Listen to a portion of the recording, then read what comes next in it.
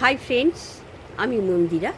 তোমরা দেখতে পাচ্ছ আমি একটা দরমার ঘর, উপরে ফ্যান, চারিদিকে এটা ওটা ইতস্তত ছড়িয়ে আছে। আমি এক বন্ধুর বাড়িতে চলে এসেছি, একটু মফস্বলের দিকে। সে আবার কখনো মুখ দেখাতে চায় না, তাই আমি ঠিক আছে, আমি তোর বাড়িটাকে দেখিয়েও দেব এবং তোর কাছে যে আমি উপস্থিত হয়েছি সেটাও বুঝিয়ে দেবো মানুষের কাছে। বন্ধুরা ছোট বড় বলে কিছু নেই, বন্ধুত্ব ভালোবাসা না, ছোট বড় মেজ সেজোর মধ্যে কিছু সংকীর্ণতার মধ্যে কিন্তু বন্ধুত্ব হয় না। আমাদের জীবনে আমরা বারংবার ভুল করি।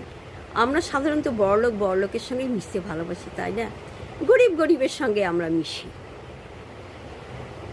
বন্ধুরা, অনেক সময় আমরা নাক উঁচু করেও কথা বলি, কিন্তু মনে পড়ে সেই কবিতাটা, বিদ্যে বোঝাই বাবু মশাই চড়ি শখের বোটে, মাঝির কন বলতে পারিস সূর্য কেন ওঠে?